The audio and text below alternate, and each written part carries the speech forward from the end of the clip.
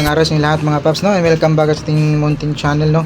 So, konting update lang sa ating ginawa ngayon. Bali ito, ano? Old TV lang to. Mga Samsung LCD TV. Bali, sa CFL pa yung kanyang gamit, hindi pa siya LED TV, no?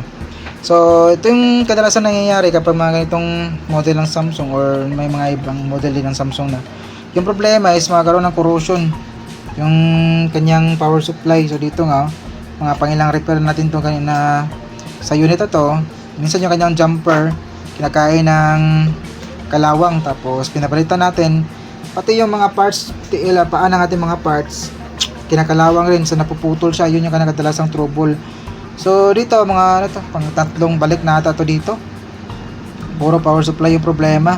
So ngayon medyo mahirap yung kanyang problema nung pagdating dito, kasi meron naman siyang standby, magkulay red naman yung kanyang indicator dito. Tapos pag pinapower mo siya, magbi-blink siya isa, then hindi lang siya magtuloy, hindi siya magtuloy-tuloy, no? So parang protect siya. So meron siyang standby, pag pinapower on mo, blink lang siya ng isang blink, tapos balik standby na siya. So parang hindi siya mag-continue yung kanyang procedure, no, kanyang pag-oscillate. So check natin dito yung kanyang secondary supply, kung ano dito. Ito bali na troubleshoot na natin to eh.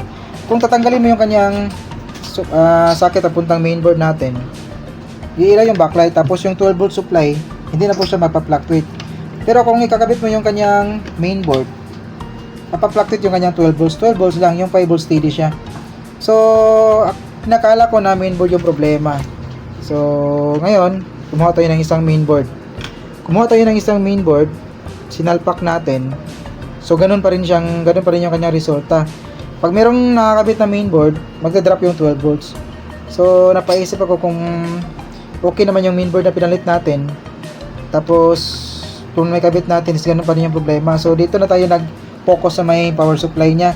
So ginawa ko dito, dininis ko, tingnan kung wala na bang mga paapa ng parts na kinain ng kalawang or naputol na jumper, no, dahil sa kalawang.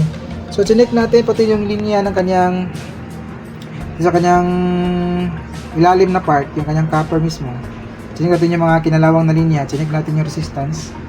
Okay naman, buo naman yung mga resistance niya.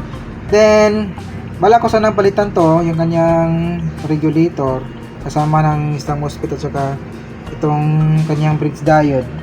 Pero ginawa ko muna is chinek ko muna yung kanyang filter at saka nag-troubleshoot tayo dun sa kanyang 12 volt supply line. So patras yung troubleshooting natin hanggang sa nakita natin na fluctuate yung kanyang supply 12 volts dahil sa capacitor. So ito pala yung capacitor, oh. Ayan. Ito yung capacitor na naputol. Ayan, 1000 UF over 25 volts. So ito yung kaya pala nagpa-fluctuate yung kanyang 12 volts kung merong load na mainboard. Kasi wala na pala yung kanyang filter kasi naputol yung paa dahil din sa kalawang, mabira. So buti na lang at ang ginawa natin, paano natin troubleshoot yan, kasi hindi mo siya makikita kung bloated ba. Hindi naman siya bloated, di ba? Talagang putulan yung kanyang paa. Ayan, okay naman siya, normal naman. Nang dahil sa ating ESR, so ginawa natin is gimamit tayo ng ESR, pinag-check natin yung mga capacitor dito bago tayo ma-proceed sa malakihang troubleshooting.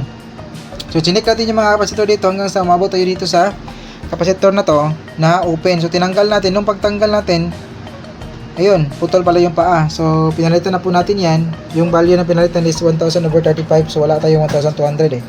So 1000 UF over 35 volts. So nilakyan po natin ng over voltage yan. Hindi ba makita yung kanyang numero.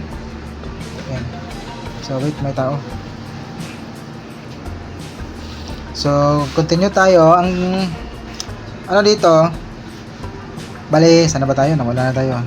So yung pinalitan natin, okay na po yung ganito yung kanyang resulta, oh. Saksak ko lang. Yan. Inangat natin. Standby siya, nag-automatic ko na po yan. Ayun, oh. Lumabas na po ko yung kanyang EB input. Ayun, oh. Ayan. So ganoon lang yung kanyang problema, pero nabot na tayo ng kahapon pa to eh. Troubleshoot natin, hindi ko makuha yung kanyang problema.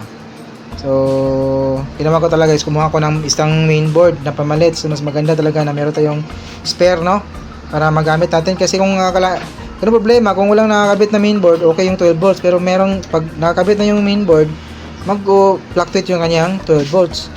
So, kung kulang ka sa gamit or kulang ka sa pang-test, may hirapan ka talaga. Buti lang meron tayong isang mainboard, meron tayong ESR para mapabilis yung trabaho natin. So, ayan.